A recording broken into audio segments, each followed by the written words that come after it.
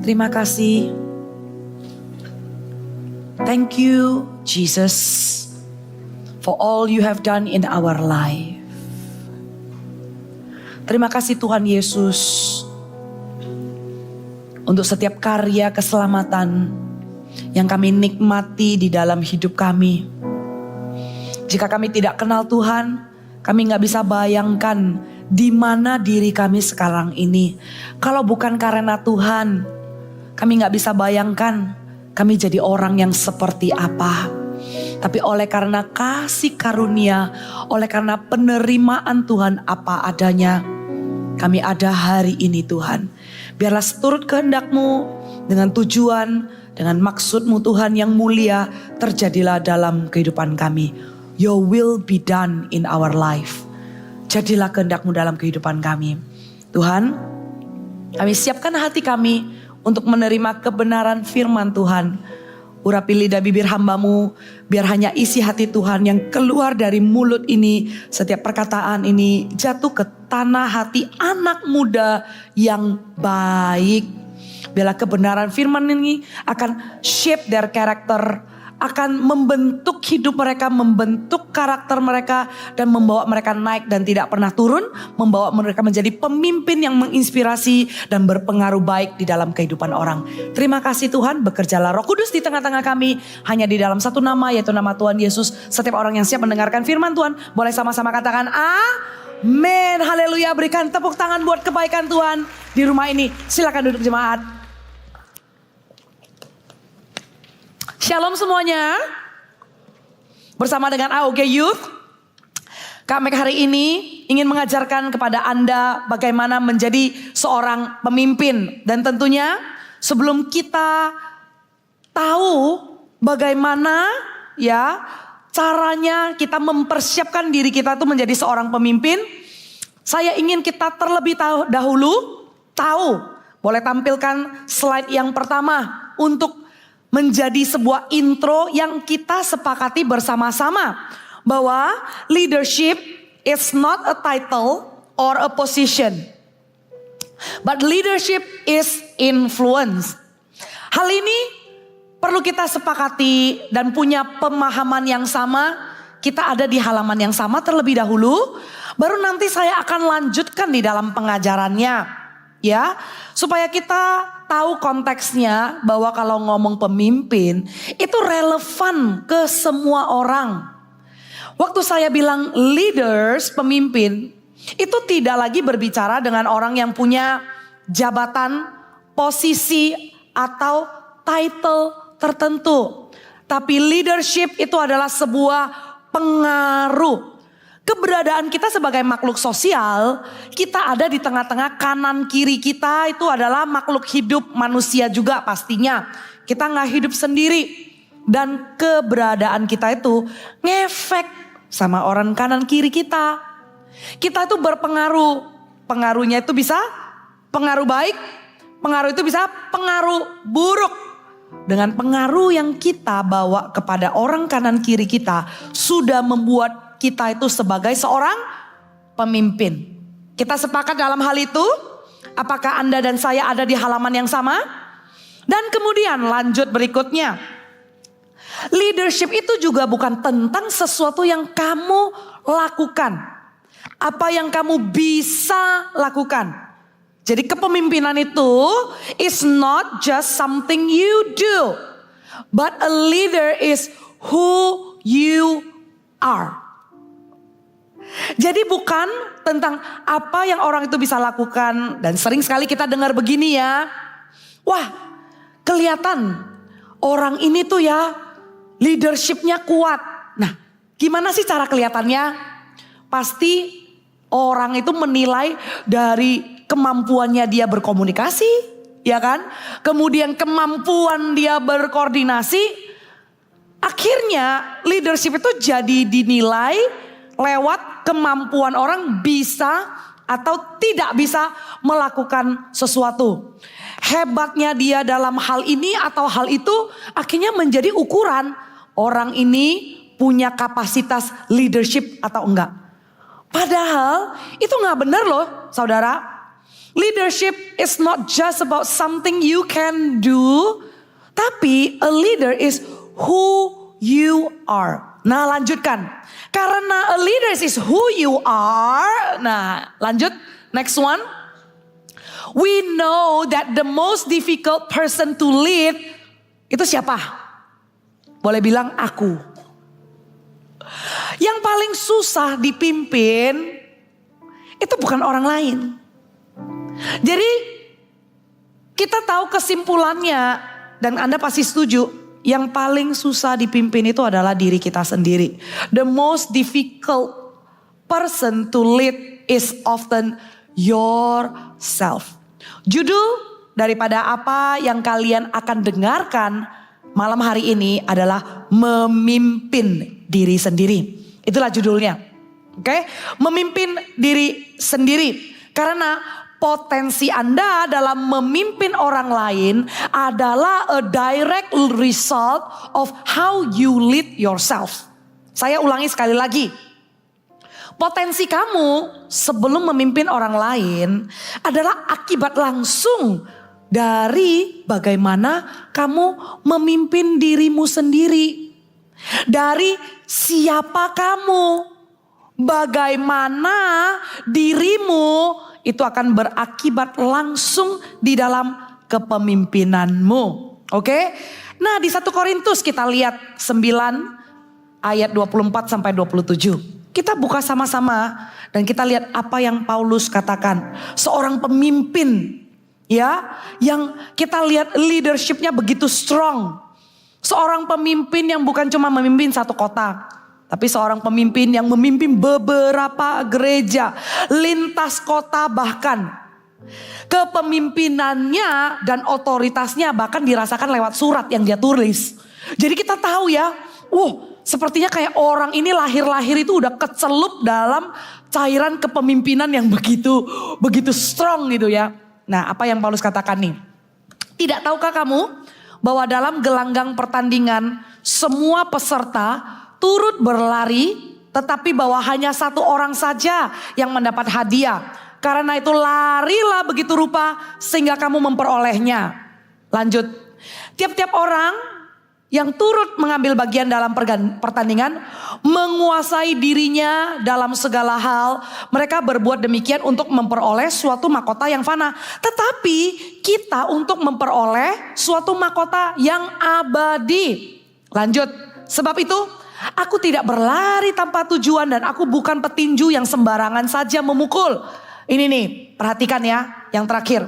Tetapi aku melatih tubuhku dan menguasai seluruhnya supaya sesudah memberitakan Injil kepada orang lain, jangan aku sendiri ditolak. Di dalam versi bahasa Inggrisnya, di ayat yang ke-25 dan ke-27 diulangi kata itu melatih dan menguasai diri. Itu dalam bahasa Inggrisnya itu disiplin. I discipline myself gitu ya. Dia tahu bahwa di dalam pertandingan, apa sih pertandingan kita? Menyelesaikan rancangan Tuhan dalam hidup kita. Itu loh pertandingan kita. Apa sih pertandingan kita? Bukan menyelesaikan ambisi kita. Ya, pertandingan kita itu adalah your will be done in my life.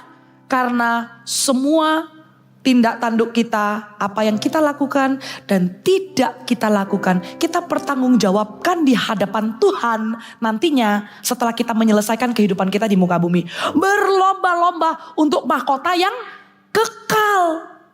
Menyelesaikan rencana Tuhan dalam kehidupan kita. Dan kalau saya boleh translate ya, pastinya rencana Tuhan dalam kehidupan kita, Tuhan tuh pasti bilang gini, don't live for yourself.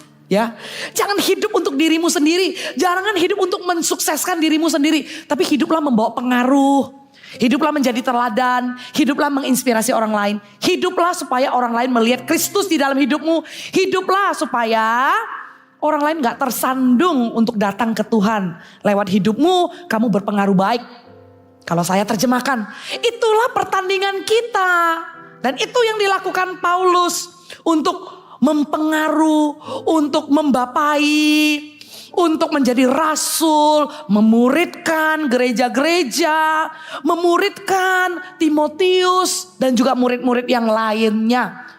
Paulus bilang begini, Aku perlu melatih diriku, aku perlu mendisiplin diriku, menguasai diriku.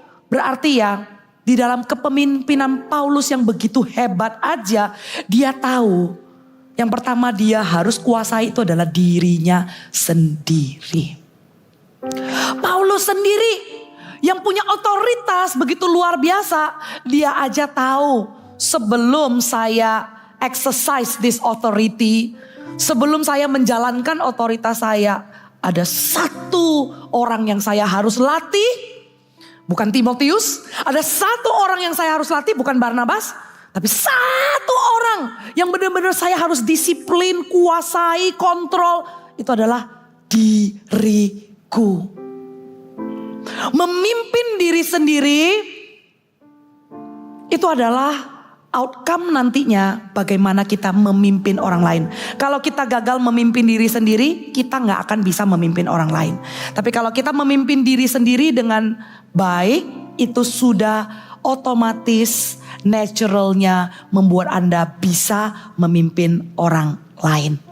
Jadi ngomong tentang disiplin atau manage atau kelola, saya ingin bagikan tiga hal yang saya mau kalian kelola. Terutama di usia youth. Di usia sekarang ini. Apa yang kalian perlu kelola, kalian kendalikan, kalian disiplinkan diri kalian untuk bisa memimpin diri sendiri. Kalau kalian catat, boleh catat. Yang pertama, kelola input. Yang kedua, kelola upaya. Yang ketiga, kelola dengan siapa Anda berada. Oke? Manage input, manage attempt, manage who you surround yourself with. Tiga hal ini yang Anda harus belajar kelola. Belajar manage. Yang pertama, oke? Manage input atau manage asupan. Sebelum kita mau lihat outcome-nya kita pimpin orang lain, sebelum kita lihat outcome-nya kita tuh manage orang lain, waktu jadi leader, misalnya jadi manager. Coba deh kalian tanya sama teman-teman atau koko, cece kalian yang sudah kerja gitu ya. Jawabannya tuh hampir sama ya. Semua orang kalau ditanya mau dia ini manager atau dia tuh wira swasta kerja sendiri, waktu ditanya yang paling susah dikelola itu apa sih? Bukan skill. Yang paling susah diatur dan dikelola itu orang. Setuju? Management, people management itu gak akan selesai-selesai di dalam segala posisi. Dari supervisor, manager, direktur sampai kepada CEO. Kamu akan diperhadapkan dengan manage people. Sebagai outcome, kamu itu bisa manage people. Kamu harus perhatikan input dulu. Sebelum kamu obses sama outputnya. Karena kebanyakan orang itu obses sama result. Kebanyakan orang obses sama output, outcome. Apa yang bisa aku lakukan, apa prestasiku dan lain-lain. Dikejar terus hasil akhirnya. Dan lupa memperhatikan inputnya. Jadi kalau dibilang kelola input, apa yang harus Anda pikirkan waktu Anda harus mengelola input di dalam hidupmu? Kelola input itu adalah sebuah pertanyaan yang Anda tanya kepada diri Anda. Apa yang saya konsumsi? Bukan nasi babi, pangsit, ya, nasi goreng merah, lapar habis gini. Bukan ya. Tapi apa yang Anda konsumsi untuk memperkuat leadership Anda. Gitu loh. Apa yang Anda input ke dalam diri Anda sebagai kekuatan untuk diri Anda menjadi memimpin dan sebagai kekuatan untuk memimpin diri sendiri. Saya ambil ilustrasi sebagai ini ya, orang yang mau punya tubuh yang kuat. I take an example, physical body as an example ya. Saya ambil body fisik sebagai sebuah contoh ya untuk compare kepada leadership mindset. Kalau kita mau tubuh kita sehat ya, inputnya apa? Apakah kita akan makan makanan instan dan makanan preservatif terus menerus? pastinya kita akan berhati-hati dengan apa yang kita makan. Kalau kita tidak mau itu menimbun lemak tidak baik. Kalau kita tidak mau nantinya dengan kebanyakan lemak, itu akan menyumbat jantung, kolesterol dan lain-lain. Kita akan perhatikan apa yang kita makan untuk tubuh yang sehat. Nah, bagaimana kalau Anda mau memimpin diri sendiri, input yang Anda masukkan ke diri Anda itu apa? Apakah Anda ini inputnya selalu scrolling? Apakah input yang masuk ke dalam pikiran Anda itu adalah you always check out somebody else life through social media? Lihat apa yang dia lakukan, bahkan check out apa yang kucing dia lakukan. Terus Anda juga ikutin kemana dia pergi, Anda ikutin kemana dia makan, Anda ikutin kemana dia liburan, saudara. Itu input yang Anda masuk, dimana itu bukannya salah ya kalau kita itu suka nonton, suka scrolling. Semua itu kalau dalam kadar wajar-wajar aja gak apa-apa. Tapi kalau porsinya take a big chunk, kalau misalnya dalam diagram ya, a pie diagram, berapa persentasinya. Kamu scroll dan kamu suka baca komen orang sehingga input itu membuat Anda punya image yang jelek tentang dunia. Dan kemudian lama-lama Anda merasa animal is better than human. Karena Anda baca, pet is better than human. And then slowly, tiba-tiba Anda menjadi benci sama apa yang ada di dunia ini. Karena apa? A toxic bias. Asupan dan input yang masuk terus-menerus adalah resources, adalah news that make you afraid, that make you mad, and that make you hate the whole world. Hati-hati. Kalau sampai itu sampai menciptakan sebuah mindset di dalam dirimu dan membuat kamu beropini seperti itu, aduh, kira-kira kalau Tuhan mau memakai kamu untuk menjadi orang yang mengubahkan dunia, menjadikan kamu orang yang berpengaruh, menjadikan kamu history maker, kira-kira gimana dengan input dan asupan semua ini? Ini akan memberatkanmu dan ini akan membuat kamu mengatakan, mana mungkin Tuhan, dunia sudah begitu jahat dan begitu bobroknya. Itu kan semua tergantung inputmu kan. Karena kamu memberikan asupan, kamu memberikan pikiranmu makan dengan input-input yang tidak membangun kekuatan leadershipmu, tapi malah melumpuhkanmu. Membuatmu takut, membuatmu marah. Apa yang kamu masukkan ke dalam pikiranmu, ke dalam kehidupanmu, ke dalam jiwamu, itu akan keluar dan kelihatan dari kepemimpinanmu. Amin saudara, amin. Kita bilang, kita mau menjadi pemimpin dan menjadi influencer yang bisa mempengaruhi hidup orang. Mulailah selektif dengan apa yang menjadi input. Mulailah selektif dengan apa yang masuk. Karena apa yang kamu tabur hari ini, ya, akan kamu tuai besok. Apa yang kamu input hari ini, apa yang kamu makan dan apa yang consume, itu akan keluar lewat leadershipmu besok-besok. Pasti akan kelihatan. Kalau if you consume junk, okay, you're gonna have a junk leadership, ya. If you consume a great content, you're gonna help yourself to lead yourself well and to lead others well. Kalau kamu konsum sampah, ya, kamu konsum sampah, nggak mungkin yang keluar itu akan ada hal-hal baik, hal-hal positif, nggak mungkin. Kalau kamu konsum junk, maka kamu juga akan outcome yang pasti adalah junk leadership. Tapi kalau kamu consume konten yang berbobot, yang berguna, biasakan dan komit sama dirimu untuk consume, untuk makan hal-hal yang membangun. Ya, hal-hal yang membangun. Account yang kamu follow itu sangat menentukan loh. Benar. Account yang kamu follow itu jangan cuman untuk hal-hal yang sia-sia. Untuk mata melihat yang gak berguna. Ya, tapi account yang kita follow, biarlah itu ada input yang baik. Apakah kalau misalnya kamu ini akan ada di wira swasta, di entrepreneur gitu loh. Apakah kamu follow account yang kontennya berisi tentang business review? Apakah kamu makan input dari orang-orang yang sudah expert di bidangnya? Apakah kamu tahu apa yang terjadi di dalam marketplace belakangan ini?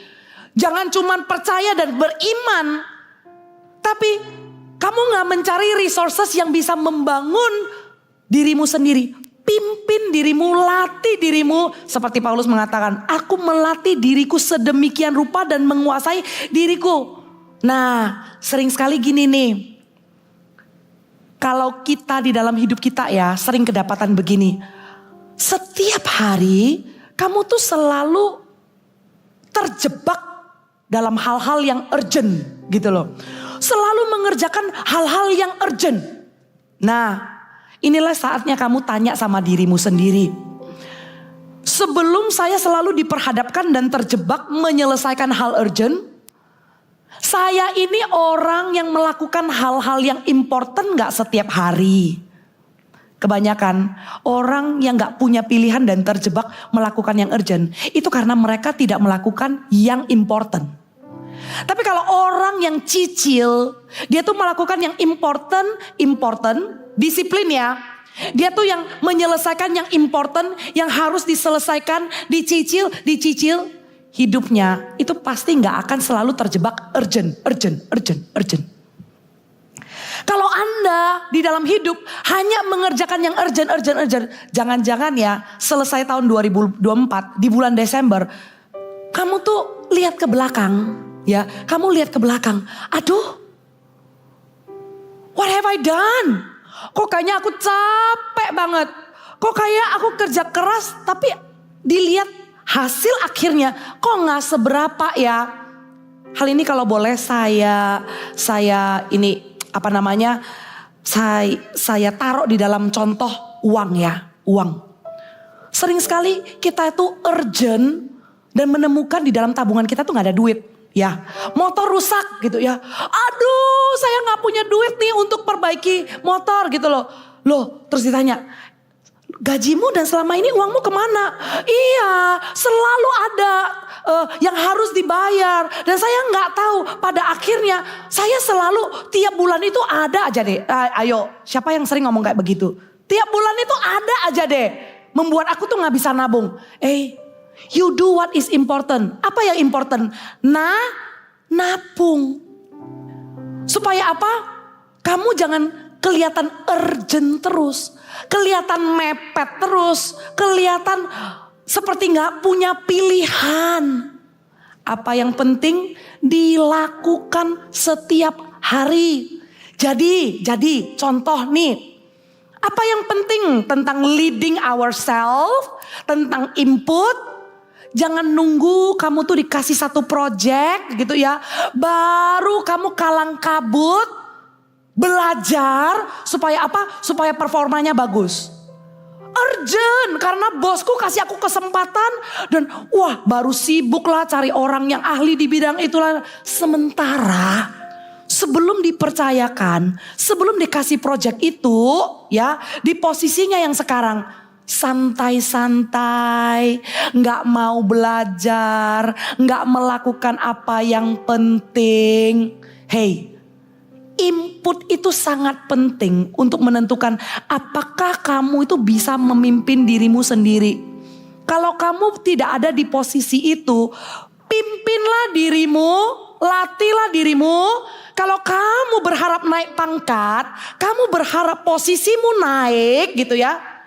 Jangan tunggu naik baru kalang kabut untuk memenuhi speknya. Tapi di posisi sekarang jadilah spek dan pertanggungjawabkanlah kemampuanmu untuk bisa memenuhi posisi itu sekarang, bukan nanti. So you do what is important, inputnya tuh sekarang, nanti. Waktu tiba saatnya kamu dipercaya, kamu itu enggak kaget-kaget. Halo, bisa mengerti? Bisa ikutin sejauh ini? Perhatikan inputmu. Hari-harimu apa yang engkau lakukan. Yang kedua ini ya, lanjut. Kelola input dan kemudian kelola upaya. Ini yang kedua. Tapi sebelum lanjut, kita buka sama-sama. Mazmur 119 ayat 37. Saya buka versi bahasa Inggrisnya ya. Mazmur 119 ayat 37. Boleh tampilkan? Dikatakan begini. Turn my eyes from worthless things. Oke. Turn my eyes from worthless thing and give me life through your words. Jauhkanlah mataku dari hal yang sia-sia. Jauhkanlah mataku untuk input-input yang tidak berguna buat aku. Tapi biarlah aku dengan hikmat dari Tuhan, dengan perkataan dari Tuhan, aku bisa pilih-pilih apa yang menjadi input buat hidupku. Jauhkanlah hal yang sia-sia. Boleh mulai dieval ya. Kamu banyak isi waktumu untuk input apa? Kalau kamu mau sukses, kamu mau berhasil di bidangmu, kamu mulai hitung-hitung persentasimu untuk asupan di bidangmu itu sebesar apa? Jangan-jangan kamu lebih banyak lihat hobimu, bukan tujuan sebenarnya yang kamu mau capai dalam hidupmu. Kamu lebih banyak browsing, shop online hanya untuk hobimu. Kebanyakan waktumu semua tuh di sana. Tapi kamu gak pernah mempelajari karir yang kau mau titi. Tujuan yang kau mau capai, kamu gak pernah persiapkan what's important. Selalu kaget-kagetnya entar. Oke, yang kedua. Kelola upaya. Kelola upaya itu apa? Perhatikan ya. Anda tidak bertumbuh hanya dengan melakukan apa yang Anda lakukan terus-menerus. Lantas, gimana caranya bertumbuh? Kalau kamu melakukan hal yang sama terus-menerus seperti sebelumnya, Anda akan mendapatkan hasil yang serupa. Jadi, jangan expect peningkatan, jangan berharap ada increase. Kalau di dalam kamu cara melakukan itu tidak ada perubahan. Kamu melakukannya terus menerus. Tidak bertambah, tidak berkurang dan tidak berubah. Maka hasilnya juga akan sama. Kalau Anda mau bertumbuh, Anda bertumbuh dengan melakukan lebih banyak daripada sebelumnya. Atau Anda melakukan berbeda dari sebelumnya. Katakan sama-sama, lebih banyak. Berbeda. Sekali lagi, lebih banyak. Berbeda. Nah itu kalau mau bertumbuh, apa yang kamu lakukan itu? Latihlah dirimu, stretch your capacity untuk lakukan lebih banyak lagi. Atau berani untuk lakukan yang berbeda. Orang kalau mau grow muscle ya, otot di dalam tubuh. Personal trainer itu gak pernah kasih kita tuh beban. Misalnya kamu mau melatih otot kaki gitu ya, leg day. Kamu datang hari ini bisa ngangkat 10 kilo ya. Jangankan nunggu sampai pertemuan dengan PT berikutnya ya. PT kamu ngelihat, wah 10 kilo gerakannya tuh masih kokoh gitu ya. Pasti dia akan challenge kamu nambah lagi beban 5 kilo. Kalau kamu gak kelihatan semaput, itu ditambah lagi 20 kilo. Saudara, itulah cara melatih otot. Itulah cara bertumbuh. Kalau dalam hukum fisik aja, dalam hukum badan orang olahraga aja, beban itu ditambah. Bagaimana dengan kehidupan? Yang begitu banyaknya challenge, yang begitu banyaknya opportunity. Tapi kamu menemukan dirimu udah aku nyaman di sini aja. Jangan kasih aku kepercayaan lebih, jangan kasih aku naik pangkat. Pernah seorang pastor dari Taiwan waktu itu berkhotbah dan saya yang terjemahkan. Sambil terjemahkan, saya tuh sebenarnya sambil kaget. Tapi interpreter kan harus keep going dong ya gitu loh. Saya kaget karena pastor dari Taiwan itu bilang begini, saya gak tahu apa yang terjadi dengan Indonesia. Tapi ada satu fenomena yang terjadi di Taiwan. Banyak sekali anak muda yang menolak naik pangkat. Saya kaget banget gitu ya. Karena saya tahu di Surabaya, di Indonesia anak muda gak kayak begitu dong. Yang percaya berikan tepuk tangan buat Tuhan ya. Dan dia bilang fenomena ini terjadi di Taiwan. Anak-anak muda yang dipanggil bosnya dan dibilang kamu akan dikasih posisi lebih tinggi. Mereka mayoritas menolak. Mereka bilang enggak lah. Buat apa? Saya itu dengan posisi yang lebih tinggi. Saya itu harus mengerjakan lebih banyak. Dan saya harus bebannya memperhatikan orang lebih besar. Udah saya nyaman aja di posisi sekarang. Gak usah naik pangkat. Aduh saudara, menyedihkan sekali ya. Ada orang yang menolak untuk dirinya diperbesar kapasitas. Kelola upaya. Itu berbicara tentang challenge yang datang di dalam kehidupan kita. Ada tantangan-tantangan yang akan membuat kita itu upgrade. Anak muda, tolong dengarkan. Kalau ada upgrade datang ke hidupmu, itu bukan karena orang itu ngelihat kamu. Oke? Kalau kamu ini tiba-tiba merasa gak bisa, itu bukan rendah hati. Let me tell you. Ya, dikasih kepercayaan, dikasih posisi, dan dibilang kamu bisa, tiba-tiba kamu itu seperti topengnya tuh rendah hati. Kamu bilang, aduh saya gak mampu. Anda melakukan yang jahat, tahu gak sih? Karena kenapa? Kalau posisi itu bisa ditempatin anak Tuhan dan bersinar membawa pengaruh yang baik. Kenapa Anda begitu self-centered? Kenapa Anda begitu fokus dengan diri sendiri? Dan kenapa Anda begitu GR? Kalau yang dilihat itu Anda. Seharusnya Anda itu punya pikiran begini. Oh, itu pasti karena ada Tuhan di dalamku. Itu pasti karena bosku. Itu pasti karena atasanku. Melihat ada sesuatu yang berbeda di dalam diri anak Tuhan dibandingkan orang-orang di sekelilingku. Jangan dong pakai waktu itu untuk self pity party, melihat diri sendiri, bertopengkan kerendahan hati, di mana waktu challenge itu datang, malah anak muda itu mundur teratur. Nggak mau terima posisi lebih tinggi, nggak mau terima naik pangkat, nggak mau diangkat, malah memilih sudah aku di sini, aku biasa-biasa aja. Kalian tahu nggak, dengan kita menerima challenge dan belajar hal baru, oke? Dengan kita mau keluar dari comfort zone itu dan belajar hal baru, ada dua hal baik yang terjadi dalam kehidupan kita, oke? When you get out from comfort zone dan belajar hal baru, dua hal baik itu apa? Humility and confidence. Ya. Waktu kamu mau belajar hal baru dan kamu mau terima challenge, ada hal baik yang terjadi dalam hidupmu. Humility, kerendahan hati. Kok bisa? Kok bisa sih dengan saya tuh mau belajar hal baru, ada sebuah result yaitu humility. Karena kenapa? Waktu orang belajar hal baru, orang itu pasti nggak akan kelihatan expert, right? So if you allow yourself to learn, then you admit that you become a student again, and it humbles you. Tapi orang yang kalau nggak mau belajar gitu ya, kelihatannya wah dia menolak, dia nggak mau gitu, kelihatannya rendah hati, padahal itu bukan rendah hati loh. Itu sebuah kesombongan, dia nggak mau belajar lagi.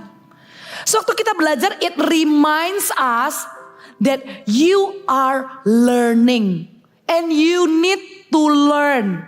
Jangan berhenti belajar dong. Di sini ada anak yang masih kuliah, tapi di sini juga ada anak muda yang sudah kerja. Jangan pikir proses belajar itu selesai di perkuliahan dan setelah itu that's it, no more learning for me.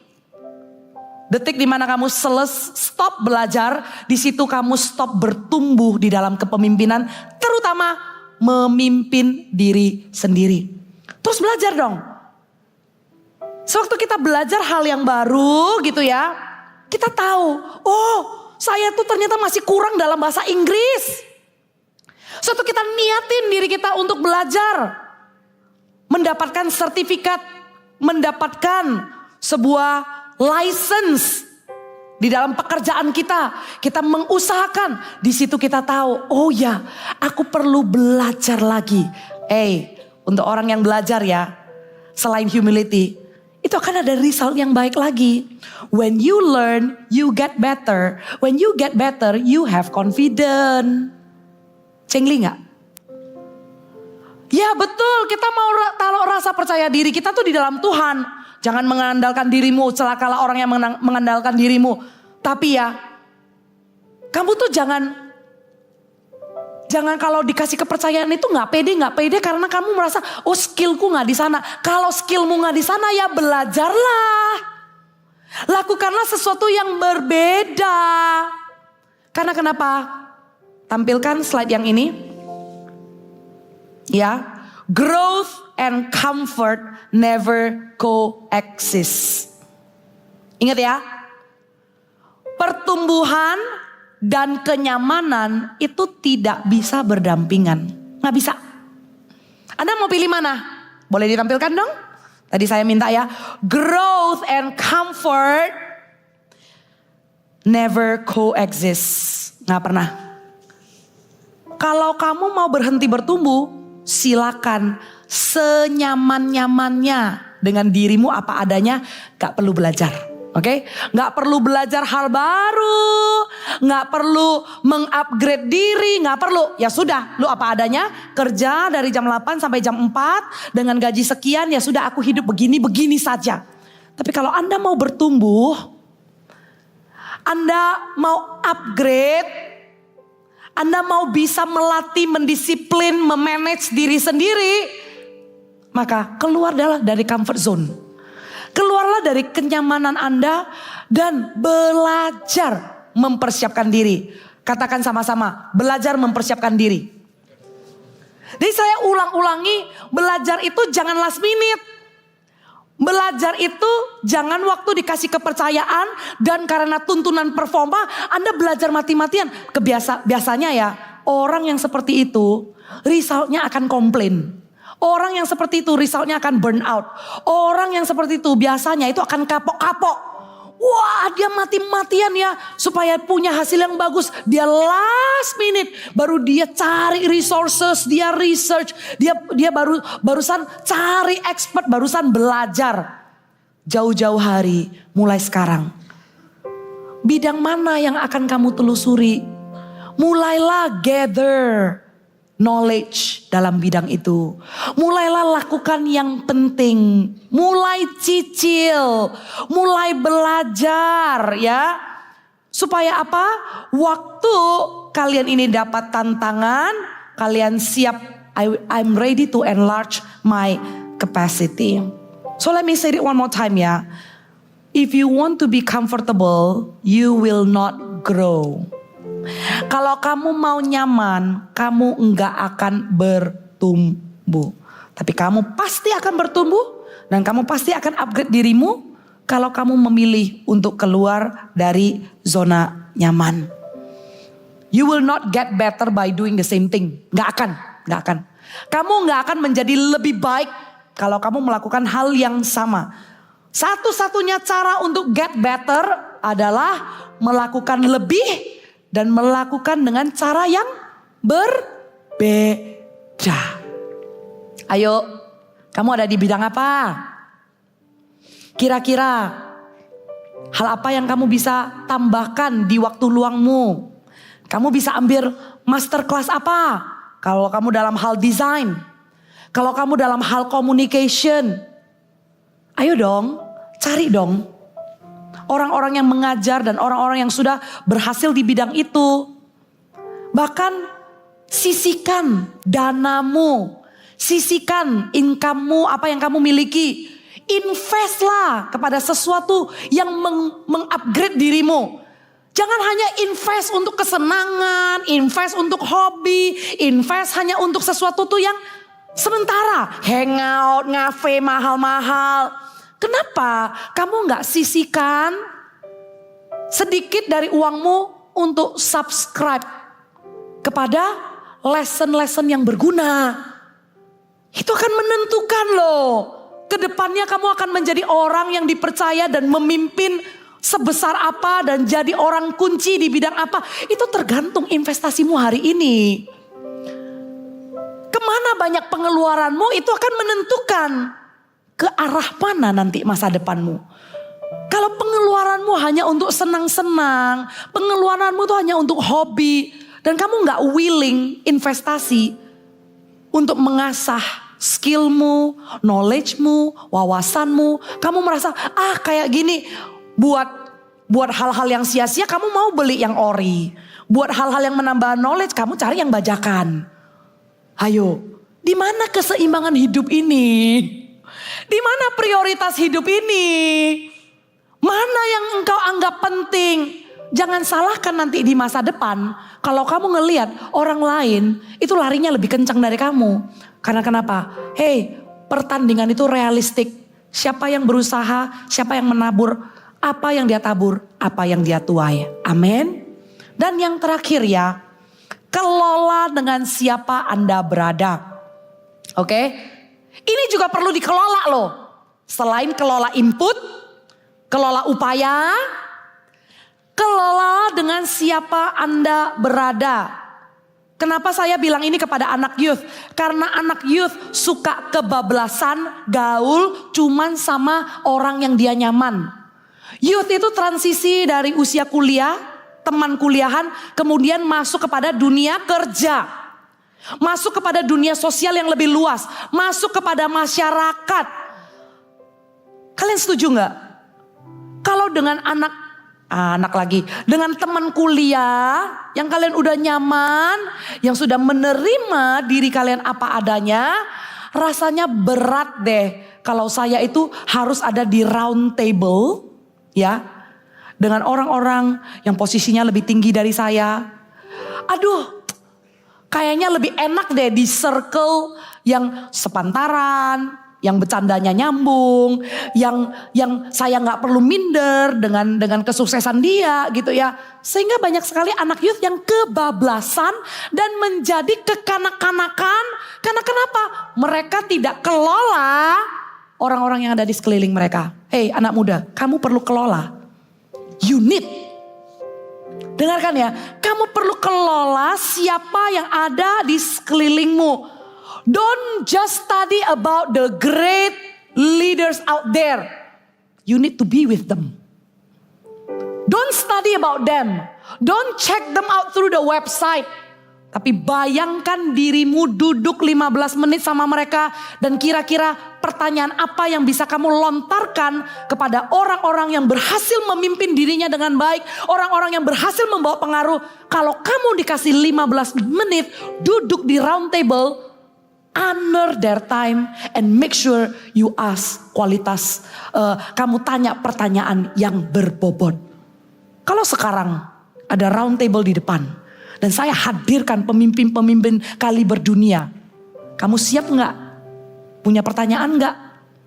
Atau waktu hadir kamu malah dorong-dorongan kayak kamu aja lah gitu loh. Aku loh bahasa Inggrisnya gak seberapa. Jangankan pertanyaan, mau ngomong aja saya juga mikirnya itu harus pakai Google Translate dulu. Ayo kita perbesar kapasitas kita. Jangan itu kita menghindar untuk menaruh diri kita di sekeliling orang-orang yang sudah berhasil. Jangan kita menghindar di dalam sebuah pertemuan pembicaraan orang-orang yang expert di bidangnya. You don't just study about them, but you ask question and you stretch yourself. I know ya gak nyaman ya, I know gak nyaman. Tapi kan kembali lagi, kamu ini mau memimpin diri sendiri untuk nantinya bisa memimpin orang lain, bisa jadi pemimpin yang baik. Atau kamu memanjakan diri sendiri dan kamu bilang sudahlah, aku tuh jadi doer aja lah. Sudahlah, aku tuh disuruh-suruh aja lah. Udahlah, aku tuh gak perlu menginisiasi apa-apa. Aku gak perlu inovasi apa-apa. Aku ngikut aja. Ya sudah, kalau itu mentalmu, itu pilihanmu, yang gak bisa dipaksa. Tapi kalau kamu mau ada di sisi ini, you need to surround yourself with great people, smart people. You need to surround yourself with brilliant people, entrepreneurs, world-class leaders. Kamu harus mengusahakan untuk pick their brain. Kamu harus mengusahakan bisa punya conversation, bisa punya percakapan, dan mengkorek pikiran mereka, dan menyerap seperti spons sebanyak mungkin yang kalian bisa pelajari. Ada sebuah rasa pengen belajar gitu loh dari orang. Amin. Jadi jangan kebablasan happy ya hanya dengan teman kuliah, hangout, bercanda, dan nyaman saja. Anda perlu kelola dengan siapa Anda. Dengan siapakah orang yang ada di sekeliling Anda. Selain daripada itu, oke? Selain daripada itu. Untuk kelola dengan siapa Anda berada, Anda perlu hold yourself accountable to someone. Nah, itu dia. Anda perlu tempatkan diri Anda sehingga Anda itu mempertanggungjawabkan hidup Anda itu kepada seseorang. You need to have that someone in your life. Okay? So that you hold yourself accountable to that someone. Nah, waktu saya katakan saya minta izin campur-campur dengan English, ya gitu ya. Saya akan berusaha menerjemahkan. Tapi ya sudah lah ya, gak usah diterjemahkan lah ya.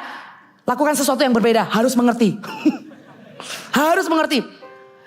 Kalau kita ngomong hold yourself accountable to someone, itu tidak berbicara tentang you explain what you do, but it comes earlier than that. Oke? Jadi waktu kita bilang hold yourself accountable, sering sekali mindsetnya kita begini, menjelaskan apa yang aku lakukan. Hey, no. Yang namanya kita hold ourselves accountable itu lebih early daripada itu. Artinya apa? Ya kamu itu bukan jadi orang yang selalu menjelaskan kenapa aku melakukan ini atau ditagih kemudian kamu menjelaskan.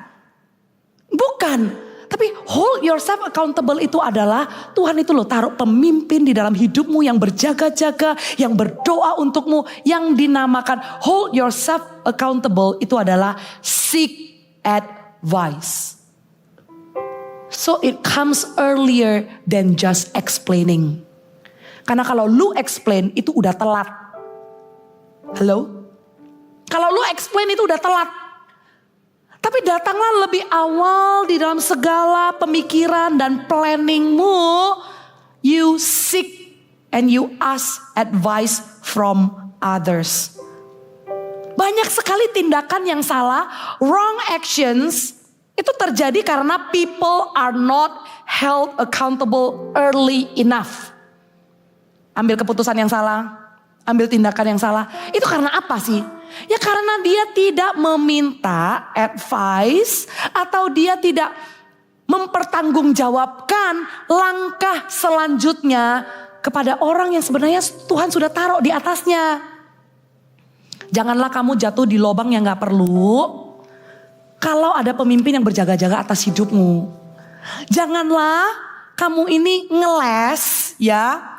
Dan memilih untuk gak nanya. Karena nuranimu tahu keputusanmu mungkin akan diminta pertimbangkan lagi.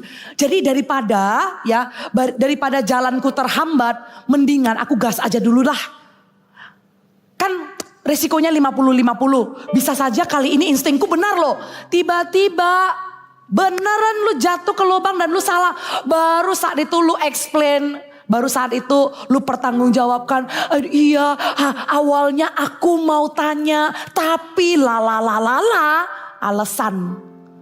Gak usah lah kita tuh abis-abisin waktu. Karena waktu itu berharga. Kalau Anda mau memimpin diri sendiri dengan baik gitu ya. Maksudnya gini loh. Orang yang berhasil memimpin dirinya sendiri dengan baik itu ada satu rahasia. Oke? Saya kasih tahu ya rahasianya apa ya. Rahasianya I cannot trust myself. Itu rahasianya. Orang yang memimpin dirinya sendiri dengan baik, dia tahu dia gak bisa percaya kepada dirinya sendiri. Sehingga orang itu dengan rendah hati menaruh dirinya di bawah seseorang untuk bersedia mempertanggungjawabkan hidupnya kepada orang itu. Selama Anda lakukan ini ya, saya kasih tahu ya, kamu gak akan jatuh di dalam kesalahan dan kamu tidak perlu repot-repot mengontrol, menguasai, memanage dirimu sendiri karena Tuhan taruh pemimpin untuk membantu kamu memimpin dirimu. Yang bersyukur boleh lambaikan tangan, berikan tepuk tangan buat Tuhan. Kita lihat Ibrani pasal 13 ayat 17. Dengan ayat ini saya tutup. Ibrani 13 ayat 17. Taatilah pemimpin-pemimpinmu dan tunduklah kepada mereka. Sebab mereka berjaga-jaga atas jiwamu sebagai orang-orang yang harus bertanggung jawab atasnya. Dan jalan itu mereka akan melakukannya dengan gembira, bukan dengan keluh kesah. Sebab hal itu tidak akan membawa keuntungan bagimu.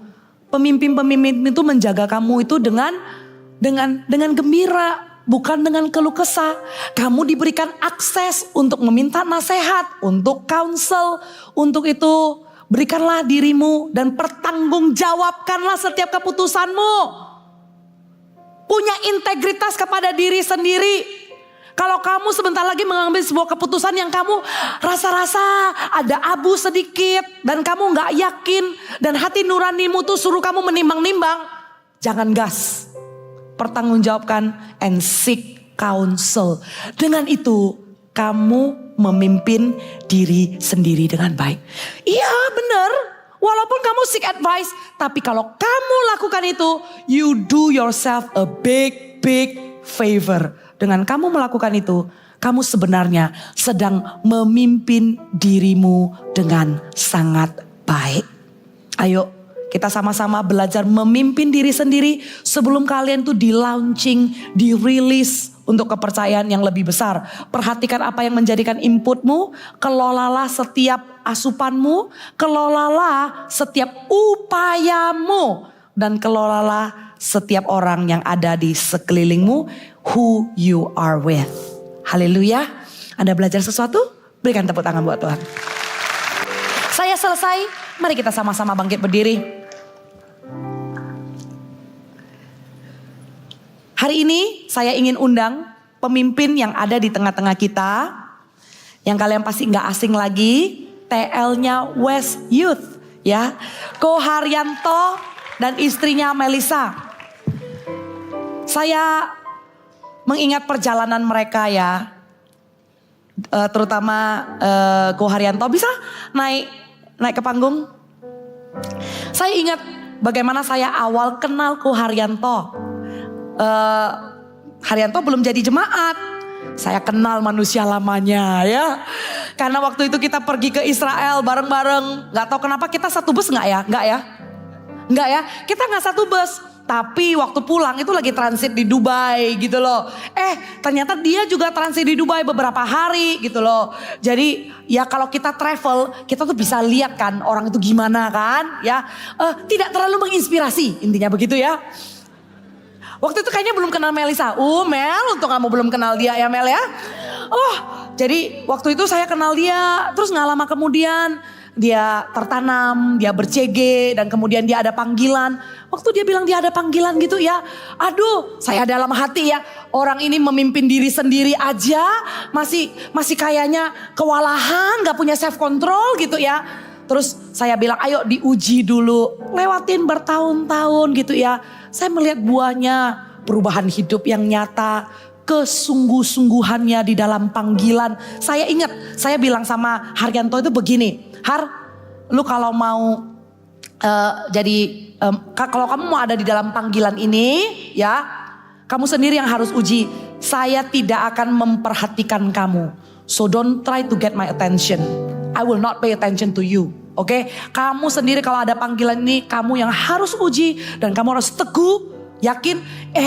Berapa tahun ya sampai dari kamu bilang ada panggilan sampai kemudian saya panggil jadi full timer itu berapa tahun? 2017. Sampai? 2017 sampai 2021. Jadi itu berapa tahun ya?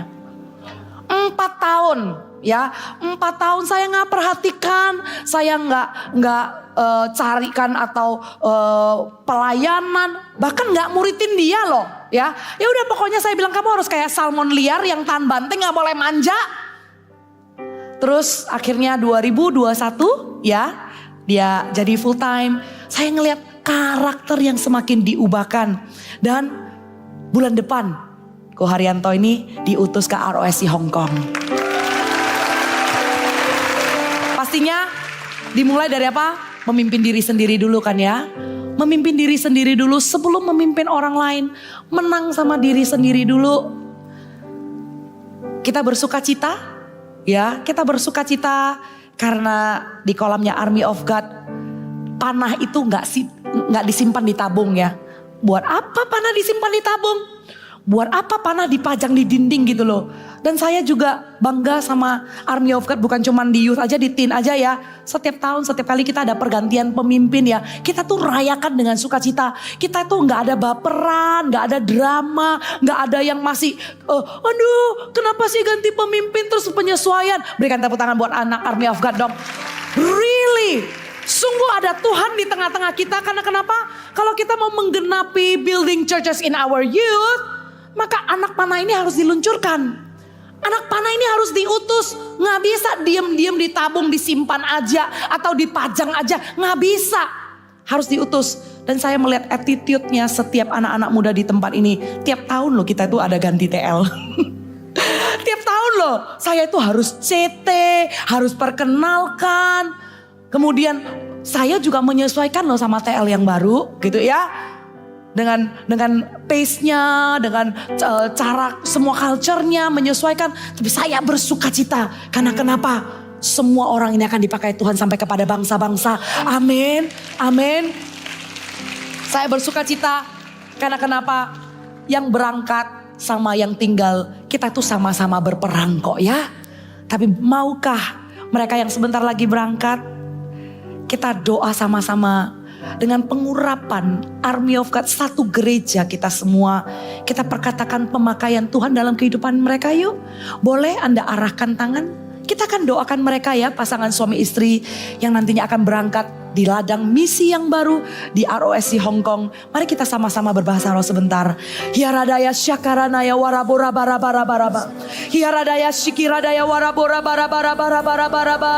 Hiaranaya syakaranaya warabora bara. Hiaranaya syaranaya so. Hiaranaya ranaya ranaya ranana. Hiranaya shikirana. Sikiranaya warabora bara. Tuhan, Engkau sudah merajur, Engkau membentuk mereka sewaktu mereka ada di rahim ibu mereka. Tuhan, Engkau punya rencana Tuhan di dalam kehidupan Haryanto, di dalam kehidupan Kak Melisa. Kami perkatakan rancangan terbaik dalam kehidupan. Kami perkatakan Tuhan pakai mereka terus naik Tuhan. Kami melihat ladang misi di ROSC Hong Kong. Kami melihat pemakaian Tuhan atas kehidupan mereka. Urapi mereka di dalam nama Tuhan Yesus. Urapi mereka Tuhan. Pakai mereka di dalam nama Tuhan Yesus. Syaka bakaran daya warabora bara. Hiarana ya sikira daya warabora bara. Dalam nama Tuhan Yesus. Berjalan semakin lama, semakin kuat. Lututmu tidak akan goyah. Waktu ada tantangan, waktu ada tembok Yeriko, kamu melihat tembok Yeriko itu runtuh. Dan kamu melihat tanah itu akan kau duduki. Kuatkan dan teguhkan hatimu. Janganlah takut. Saya katakan sekali lagi, janganlah takut. Kuatkan dan teguhkan hatimu. Engkau akan merebut kota itu. Engkau akan merebut bangsa itu. Kemuliaan Tuhan akan hadir. Kemuliaan Tuhan akan nyata di dalam ROSC Hong Kong. Terima kasih Tuhan. Pakai kehidupan mereka. Engkau juga pakai jemaat ini di dalam nama Tuhan Yesus. Angkatlah kedua tanganmu. Tuhan, di dalam masa muda kami Tuhan, temukan kami menjadi pemimpin yang bisa memimpin diri kami terlebih dahulu. Sebelum kami di launching, sebelum kami dipercayakan untuk memimpin orang lain, diri kami terlebih dahulu. Kami kami persembahkan diri kami di hadapan-Mu. Tuhan, ini hidupku, pakai aku Tuhan. Terutama perbesar kapasitas diriku sendiri. Seluruh hidupku ku serahkan bagi-Mu, oh Yesusku. Ini kerinduanku, jadikan ku kudusan berkenan, murnikan hatiku seperti-Mu, serupa denganmu, Yesus. Boleh tundukkan kepala? Saya tergerak untuk mendoakan anak muda yang lewat firman ini. Engkau ditegur Tuhan karena terlalu santai. Engkau nyaman. Engkau tahu apa yang engkau harus perbuat. Engkau tahu ada hal-hal yang kamu harus pelajari. Engkau tahu bahwa ke depan itu ada kesempatan. Tapi kamu menggampangkan, kamu santai, kamu berlambat-lambat. Hari ini firman Tuhan menegurmu dan kamu mau mengambil komitmen. Tuhan, aku gak mau jadi anak muda yang bersantai-santai lagi. Kalau aku adalah orang Kristen, biarlah orang Kristen menduduki posisi pemimpin bukan karena untuk diri sendiri. Tapi biar Tuhan bisa lebih strategis memakai orang percaya untuk membawa pengaruh. Daripada tempat itu diduduki orang lain yang membawa nilai-nilai dunia. Bukankah lebih baik Tuhan memakai anak Tuhan, engkau memposisikan dirimu di tempat yang strategis untuk pemakaian Tuhan. Kalau kamu adalah anak muda yang ditegur Tuhan karena terlalu santai, karena ada di zona nyaman, dan itu menghambat pertumbuhanmu, angkat tangan di mana engkau berada. Engkau jelas tahu teguran ini buat engkau yang terlalu santai dan terlalu nyaman dengan hidupmu. Di mana engkau mengangkat tanganmu, aku berdoa di dalam nama Tuhan Yesus. Tuhan, engkau melihat anak-anak muda yang sedang mengangkat tangannya. Tidak akan dilanjutkan lagi setelah ini. Per detik ini Tuhan, kami tinggalkan kebiasaan buruk itu. Kami tinggalkan manusia lama. Per detik ini Tuhan, kami kenakan Tuhan manusia baru yang menghargai kesempatan, yang tidak menyanyiakan janji Tuhan, rancangan Tuhan dalam hidupku. Tuhan, aku gak mau bersantai-santai lagi. Buat yang mengangkat tanganmu, engkau buat komitmen sendiri di hadapan Tuhan yuk. Engkau buat komitmen, engkau katakan, aku akan melangkah. Aku akan dengan berani memperbesar kapasitasku walaupun tidak nyaman. Aku memilih untuk berkata iya, karena aku tahu itu baik untukku. Itu baik untukku. Aku mau belajar. Aku mau stretch myself, mengoyakkan kapasitas, mengoyakkan diriku. Aku mau belajar untuk berbicara kepada orang-orang yang lebih hebat. Tuhan, mampukan aku, mampukan aku.